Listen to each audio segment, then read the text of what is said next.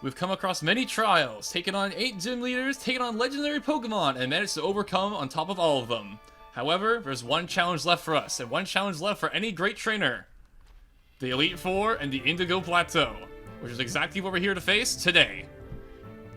Hey everybody, Dingmon here, and welcome back to some more Pokemon Soulsilver version. In the last episode, we made it through Victory Road, one of the last places to traverse to, over here to the Elite Four, where our final trial remains, to see if we're worthy of becoming a Pokemon champion.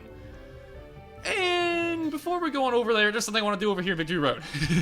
I know, anticlimactic, I know, but there is an item that's in here that we saw last time that we could not get because we didn't have Rock Smash on us, but now that we have Rock Smash on us, I want to go ahead and grab it. And I also don't think I have Repel on at the moment, so I'm going to go ahead and throw it on quickly. There we go. I want no wild Pokemon. We're going to get through this nice and fast so we can go back to the Indigo Plateau, which is right on over here. And you know it's got to be something good because it's locked behind 3 whole rocks. Not 1, not 2, but 3. And it's our old friend Rocky from the very start of the game that's going to be helping us get through here. It's a, you know, I know it's a familiar appearance, you know, a nostalgic appearance even. From our good friend Rocky, who's been a resident of the PC box for far too long. And there's enough rambling aside, though. We get into a wild Pokemon battle. Alrighty.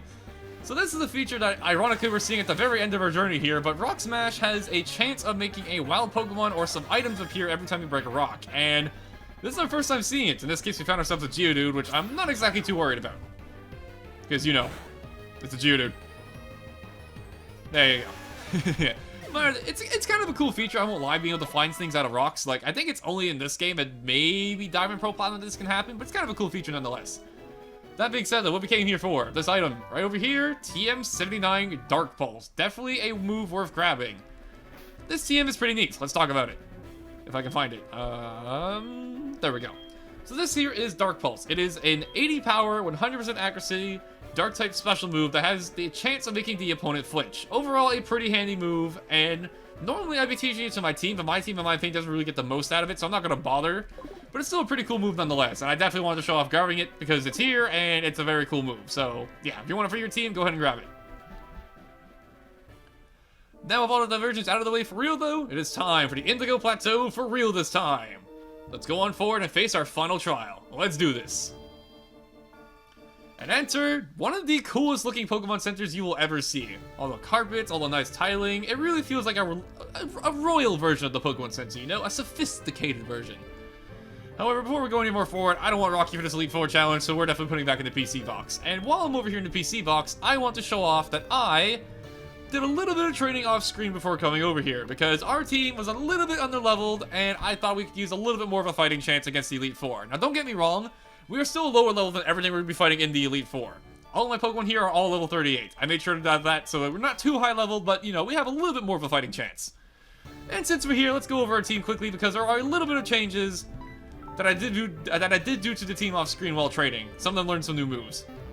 So that being said, one final roll call of the team before we go on forward. Here we go, starting off with Espeon. Espeon here has honestly not changed all that much because, as you guys know, Espeon's leveling moves are a little bit funky due to how it works and evolves. But it's still a strong Pokemon, you know, it still has plenty of firepower, so I'm not exactly too worried about it. It may only have Side Beam to attack with, but that Side Beam hits like an absolute truck. Next up here we have Gonta, the old reliable who's been around for quite some time now. Gonta here has one new move compared to before. He has the new move, which is an excellent move, Close Combat. Close Combat is a 120 power, 100% accurate fighting type move that has a drawback of lowering your defenses. However, the firepower and accuracy are more than worth it for the drawbacks, and this thing hits like an absolute truck. Definitely one of the best moves in the game in my opinion, and now Gonta has it. It learned it at like level 37, which is just enough so we have it right now. Very cool. Outside of that though, Gonta's the same. Next up we have Sparta, our good old, our other kitty. We have two kitties, this is the other kitty. This here is Sparta, and Sparta is mostly the same, however, it does have a new move in Slash. Slash is a 70 power, 100% accuracy, normal type move, which has a high critical hit ratio, and I figured it'd be kind of nice to have another attacking move outside of Bite and Fake Out, because, you know, it's good to have more moves than just those. Unfortunately though, Slash is just barely enough too much power to get a boost from Technician, so it stays at 70 power and doesn't get a boost from Technician. But I still want a move to hit things with outside of Fake Out, so it's still a good addition to the team. So yeah, there's Sparta. Next up we have the final member who joined us, but has been a huge help so far, Mamoswine. Mamoswine here is relatively the same with his moves, still being Avalanche Strength, Ice Shard, and Mud Bomb. It's just an overall reliable Pokemon, and I'm glad to have him with us, or her with us. Next up, we got ourselves Gengar, who also has a relatively similar moveset. It's the Gengar, you know him, you love him, he's been around with us since basically the very beginning. He's been overall reliable, and I love him nonetheless. But I don't know why I said nonetheless, I love him even more for that. But yeah, still has Hypnosis, Shadow Ball, Thunder, and Mean Look. I was tempted to give him Dark Pulse after we got it, I was thinking about it in my head, but I decided it's probably not for the best. I like his moveset as it is. And finally, the first Pokemon we've ever had, the old reliable, you know him, you love him, it's Riptide the Feraligatr, who has the exact same moveset as before because I think it's such a reliable moveset that it doesn't need any updates, with Ice Fang, Surf, Crunch, and Waterfall. And for some reason holding the Never Ice, which I'm probably going to give that to Mamoswine instead. Before we go any more forward. Also, Espeon needs an item too, so let me go fix that quickly. Mamoswine, let me get this off you. I'm going to give the Muscle Band to Riptide, I'm going to swap these two items, and give the Never Ice to our Mamoswine. Because, obviously, Mamoswine does a lot more ice damage than Feraligatr does, even though it also has an Ice-type move, an Ice Fang. There we go, and we're going to give the Muscle Band over here to Riptide. Nice and easy. And when it comes to Espeon, I honestly don't really know what to give it at the moment, so I'm thinking I might just throw an Amulet Coin on and call it a day. Or maybe a Bright Powder, I don't know. You know, I'll throw the Amulet Coin onto it, because the Elite Four, they're very powerful trainers, and as such, they will have a lot of money, which means if we get our Amulet Coin, we'll be getting a ton of money for beating them, which is going to be handy. And speaking of money, we got one last thing to do before we go any more forward. That is here the Pokemarts, and you are going to want to stock up, because for those who do not know, the Elite Four are a special kind of challenge, where you have to beat all 4 of them in a row without leaving back to back to back. You can heal in between battles, and that's why you really want to buy items here, because unless you get defeated yourself or you beat them, there's no leaving. So let's get this started. And I don't have that much money to work with. This might be a little tricky, but we'll make it work. Because if I remember right, yeah, I have plenty of revives. And then, in terms of other items, I'm sure I have a good amount in my bag, I'm pretty sure. So I'm thinking I'm just going to blow the rest of them on Hyper Potions, I'm pretty sure. Yeah, let's do that. Going in with 16 Hyper Potions. I definitely recommend having more if you can afford it, but this will probably do, I hope, anyways. There you go. And one final thing, I want to do one final look at my bag here to make sure I got everything good, because we're going into a trial of some sorts, so we got to make sure we're prepared. We got ourselves plenty of elixirs, or ethers, not elixirs. Got some full heals, got a random super potion, an antidote. We got some vitamin drinks, 2 random potions, and a rare candy. I definitely want to use my rare candy. I'm also probably going to use my vitamin drinks because we're at the very end. We may as well use it, you know? And for my rare candy, I think I'll give it to Mamoswine. As for the drinks, let's see what we got here. We got an Iron for defense. I think I'll give that to... I think we'll give it to Gonza. Next up, we got ourselves a protein, which is for attack. I think I'll give that to... It's either Gonza or Mamoswine, I think. Or maybe Riptide. I'll give it to Mamoswine. We're giving Mamoswine special treatment today, you know? Just give him everything. We got ourselves a PP up, which will make our moves have 1 more usage than usual. And I'm definitely going to be giving it over to Close Combat, because one of Close Combat's drawbacks is that it only has 5 PP. So if we can give it to 6, that'd be a very helpful bonus. And then finally, we have ourselves a Calcium, which is for special attacks. And I think it's obviously between Espeon or Gengar. The question is, which one? And honestly, Espeon, you already hit like a truck. Gengar also hits like a truck, but Espeon's special attack is a little bit higher, so I'll give it to Gengar. And with that, that's all we got. All preparations made, team's ready to go. And Wilton, this better be good. I was about to go challenge the freaking Elite Four. This better be good. What's up? This is Wilton. How are you? I said that I'm while fishing. Come pick it up at Route 44. An item, you say? I'm kind of tempted, not gonna lie, but dramatic build-up. I'm sorry, Wilton. We gotta go forward. What's kind of cool about this place here is that you actually have a battle center and a trading center, so it really is just a fancy Pokemon center. Like a really fancy one. But it's kind of a cool detail. That being said, though, our actual trial is right beyond this door. And looks like our team's all set to go. Let me just make sure. I don't remember if Close Combat's PP stays at max if I give it a PP up. It does? Okay, perfect. That being said, though, all preparations made, all aboard, let's on go to the pain train, everybody. Once you enter this door, you'll be facing one of the Elite Four. They are really tough. You cannot exit once you enter. Are you ready? Be courageous and go for it. We will be courageous. And there's nothing to do but go for it, so let's get this started. And enter this pretty cool looking room. Gotta say, this is one of my favorite changes from the original games going over to the remakes. In the original games, the Elite Four kind of had really basic rooms. I didn't really have anything special about them, but in the remake, they had some fun with it, gave them some pizzazz. And I like it. And generally speaking, you can always tell which type of Elite Four, like the type they're going to be using, because of the room that you're looking at. And in this case, it looks like a psychic room, so I think I'm going to be putting Gengar in the front. You know, as you do. That being said, though, let's get this started. Welcome to the Pokemon League. Allow me to introduce myself. I am Will. I've trained around the world, making my Psychic-type Pokemon powerful. And at last, I was accepted into the Elite Four. I can only keep getting better. Losing is not an option. Losing's not an option for us either. Let's do this. First is Will, the first of the Elite Four. A Psychic-type user. He's got 5 Pokemon, like all the Elite Four, and let's get this started. He opens up with Xatu, level 40. Psychic Flying type with the following movesets. In case you need a reminder, Psychic type Pokemon are weak to Ghost, Dark, and Bug type. So if you have those Pokemon, bring them out. Speaking of Ghost type moves, this Shadow Ball is going right to your face.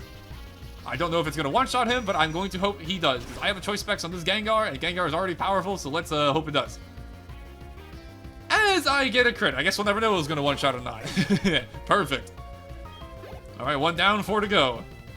As he brings in his Jinx. Alrighty. Gengar, honestly... Why not? Keep on going. His next Pokemon is Jink, Ice Psychic type, level 41 with the following movesets. I have no idea what I was trying to say there, but apparently a tongue twister would be.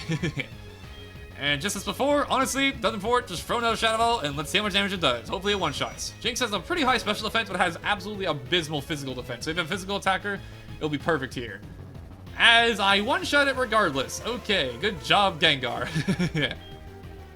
Well, that's a reliable Gengar for you. You can always trust on him.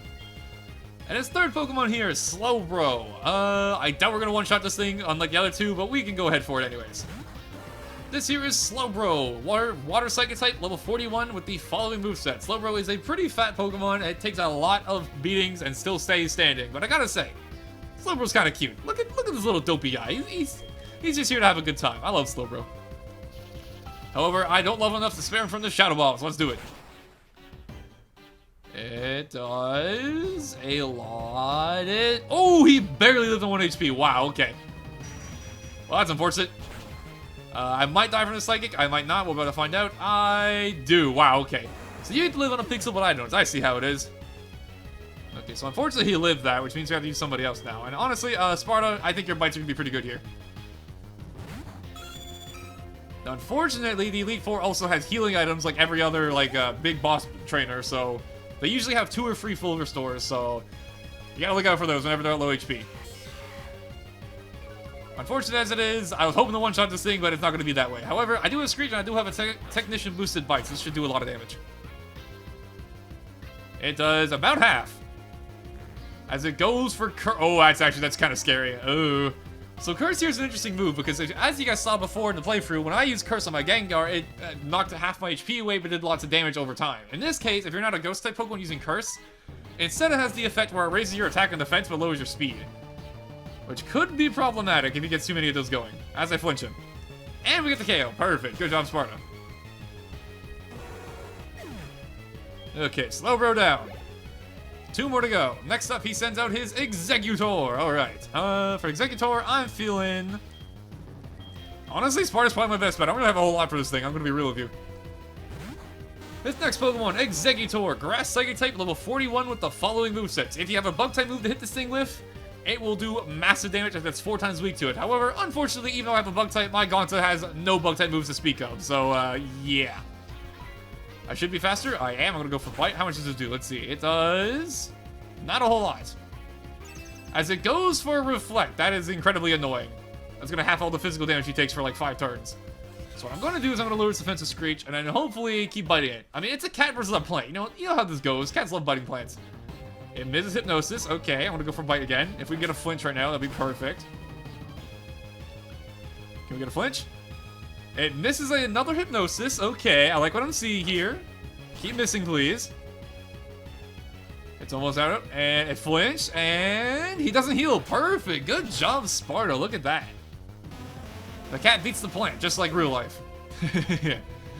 My cat loves eating plants. I know more about that than anyone else does. And his final Pokemon is his second Xatu. Unlike other trainers who have multiple of the same Pokemon, you will always be able to tell which Xatu is which because the first Xatu will always come out first. But he does have 2 Xatus. And here we go, his final Pokemon, Xatu, level 42, Psychic Fly. Weak Psychics don't give up even when we're down to the last Pokemon. That what makes us force so formidable.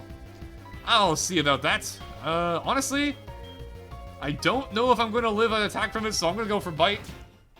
So I definitely know this thing has Psychic. It's like it hits like an absolute truck, so we'll see.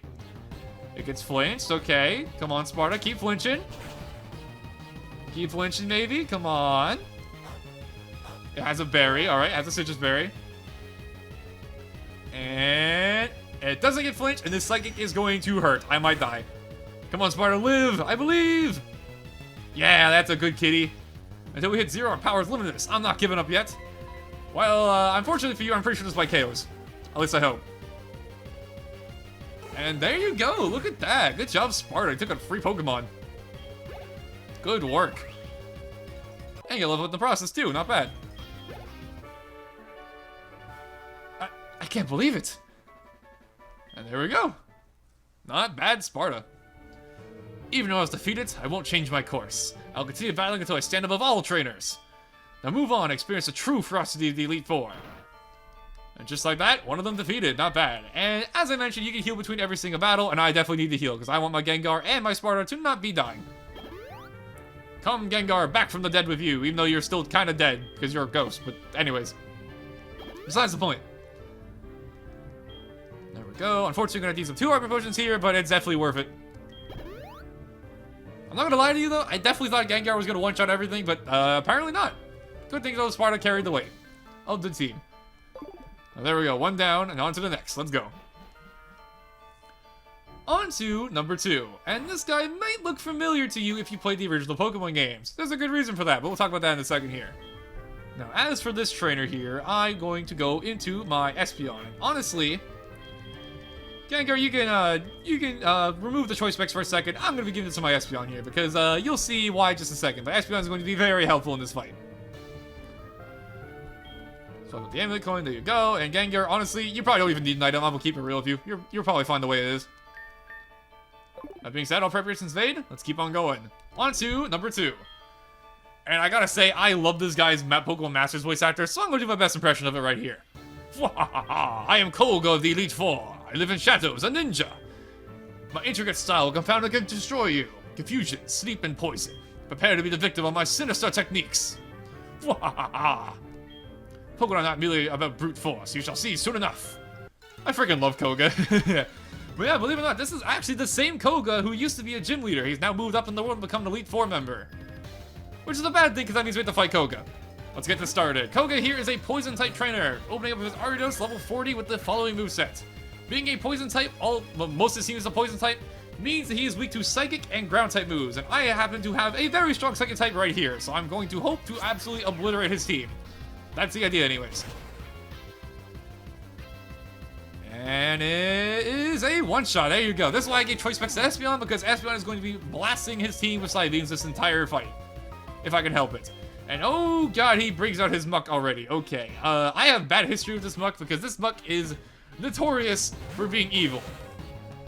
So anyways, this is Muck, level 42, pure poison type with the following moveset. The reason why this Muck is terrifying is that, if I remember correctly, this thing has Minimize, which will greatly increase its evasion, and once it gets going, it is very hard to stop. So do whatever you can to take it out as fast as possible.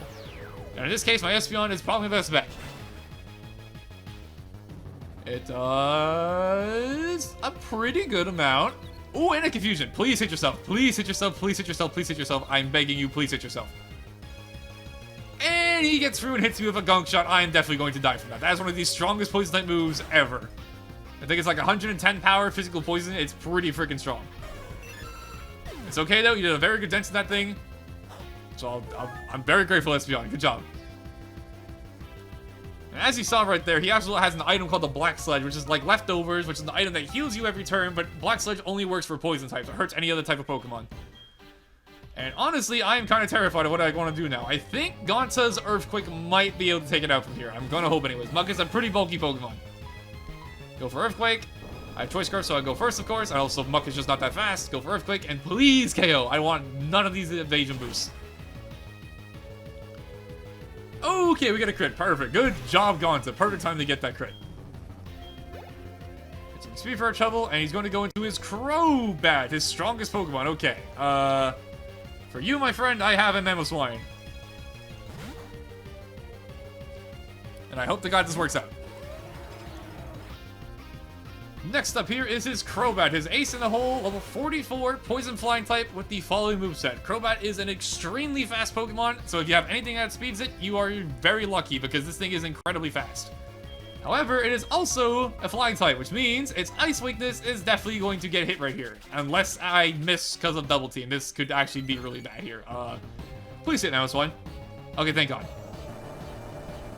I got Never Melt Ice, which is an Avalanche. Crobat's not that bulky. Maybe it'll KO? It does not. It does about half. Which triggers his Citrus Berry, because all the Elite Four Aces have a Citrus Berry. I kind of forgot about that, but yeah, that's the thing you have to keep in mind as well. And you have Wing Attack, really? Oh, Crobat, you silly fool. Wing Attack doesn't do any damage. What it does do, though, is it doubles my Avalanche power, so I'm pretty sure this is going to knock it out. Right? Yeah, there you go. That's a real Avalanche. Good job, Mammo. Alright, number 3 down. 2 more to go. He's going to send in his Venomoth. I won't lie, I don't have a lot for this thing, but honestly, I have a feeling Mamoswine will be able to take this thing on just fine. Next up, level 41, Venomoth. Bug Poison type with the following movesets. Even though Venomoth looks like it's flying, it is not actually flying. You can hit it with ground type moves, no problem. It does not have the ability to levitate. You can hit it with any ground type move you want. However, I am going to stick with my Ice type moves. As it goes for Super Sonic. Interesting. One of the most inaccurate confusion moves of all time, but I'll take it. That doesn't do a whole lot, but hopefully I can hit this one. Okay, I keep missing Supersonics. This is actually pretty good. Hopefully he doesn't heal his Venomoth, because I think it's going to put in the red. That it does. Oh, he's on a freaking Pixel. He's definitely going to heal. Ah, so close. Dang it. Oh, well. I'll take it, though. You know, we're going to free hit with another Avalanche for doing good damage. This one does a little bit more than last one. Okay, not bad. As he goes for Toxic. Okay, that's going to badly poison me, but I'm not too concerned about that. Because as long as this hits, it might be dead. Depends how much damage we get here. Let's see. It does. Oh, he's barely living on once again, but I think he's out of full restores. I think. Okay, cool. Go for Ice Shard. Get to go first because Ice Shard does that. And there we go. Venomoth down. A little bit harder than I expected, but hey, we got him. Because my team has no Fire type. Or Flying type, which is what normally beats Venomoth. Take a little more poison damage. Kind of unfortunate, but it is what it is. And his final Pokemon here is actually not a poison type. It is actually a Fortress. Which I honestly don't have a whole lot for this thing. So I'm going to go into Gengar and hopefully throw Shadow Balls at it and watch it fall apart. At least that's the plan. So his final Pokemon here is Fortress. Level 43, Steel Bug type. 1 Pokemon left. I've been counting this one from the very beginning. You know, the one that's not a poison type. Yeah, this is Fortress, Steel Bug type with the following moveset. Fortress is as its name implies, a fortress. This thing has immaculate defense stats, but on the offense, it's not that scary. So I'm going to hope I can go for Shadow Balls and take it down, probably slowly, but surely. Yeah, look at that. It does absolutely nothing. As he goes for Toxic Spikes. Interesting. Toxic Spikes is a unique move, which is an entry hazard, so if you throw in a Pokemon that's not a poison type, they will get poisoned. However, if I do everything right here, I am hoping Gengar will be able to take this thing out on its own. Very slowly, but surely. They don't call it a fortress for nothing. Now, a good tip you can actually keep in mind if you're fighting Koga here and he goes for Toxic Spikes earlier into the battle, is that poison types will actually remove Toxic Spikes effects entirely. It'll just remove Toxic Spikes if you throw out a poison type in general. And also, Steel type Pokemon are also immune to it, so keep that in mind. As it's gonna go for a Protect. Okay. Honestly, it's kind of cool to see him actually have Toxic Spikes. That's not a move you see too often in the single player. It's mostly a multiplayer, like, competitive battling kind of move, but it's kind of cool to see the AI actually have it. Unfortunately, though, he brought it out last, so, like, you know, the battle's basically almost over at this point, so it's kind of too late for it. And I'm starting to think this Fortress has nothing to hit me with, because, I have been here for a couple of turns, and he has done no damage to me. And we get the Paralysis. Okay, please do not heal your Fortress. Just let me knock it out. Oof. Please. As he has another full restore. Lovely. And I missed my thunder. Oh my god, this freaking fortress is taking way too long to kill. And he keeps spamming protect because I'm pretty sure he can't hurt me. This is going nowhere. Okay, here, I have a plan actually. Here's the plan. I'm going to throw in Gonta on purpose to get poisoned by the spikes. I'm going to activate my guts, and then we're going to try and punch through this thing. That's my plan. Because he put 2 layers on, I actually get badly poisoned instead of normally poisoned. Okay. Now, hopefully... Okay, it's going to keep spamming protect. Lovely. Which is kind of annoying because the poison damage is going to rack up. But like I said, I got guts. It's a Heracross. I got close combat. I'm going to hope this does a lot of damage. I can double my power with guts. Please destroy this thing. Oh yeah, look at that gut boosted attack. Fortress may be a fortress, but it's nothing to a Heracross. As it goes for Swift. Which I'm pretty sure confirms that I had no way to hurt Gengar because that is a normal move. Goes protect again. I'm not gonna lie, my Gonta is taking a lot of damage from this poison, but honestly, I think it's worth it if it means I can just take this thing out with another close combat. Okay, come on. Perfect. Okay, that's a KO for sure. This fortress took a while to take down, but we got it. So ironically, the Pokemon that gave us the most trouble was not even a poison type from the poison type trainer. Funny how that works out. But there we go. Get some XP for our troubles, and we've won. Ah, you have proven your worth. I subjugated you to everything I could muster, but my efforts failed. I must hone my skills, go on to the next room, and put your abilities to the test. I always really like Koga. He's a cool guy. And I'm poisoned still, which means I gotta heal up my team here. Let's see here. We gotta do a little bit of field medicine, you know, because my team is looking a little bit beat up here. Lots of poison. Although honestly, I kind of want to keep Gonta poison because of the guts boost. You know what? I'm actually gonna keep this poison. It's like a smart idea to do that. I have no idea, but we're gonna risk it anyways. And as for my Mamoswine, I got a Petra Berry, which I'm going to heal like so. Now, unfortunately, I'm actually going to save my Hyper Potion. I'm actually going to end up using my Max Potions first, because, I don't know, I don't think they're very worth anything. Like, Max Potions are, like, super overkill, so I'll just use them first. And Mamoswine, I can probably heal with, like, Super Potions and Potions, I'm pretty sure, right? Yeah, I actually can. It's actually a perfect amount where I can heal with Super Potions and Potions. That's pretty funny. Look at that, guys. The beginner item of the game is actually useful. Which, look at that. That being said, though, team's all healed up. Actually, wait, I didn't revive Espeon. 1 sec. I didn't forget Espeon, I swear. There we go. Heal him up one more time.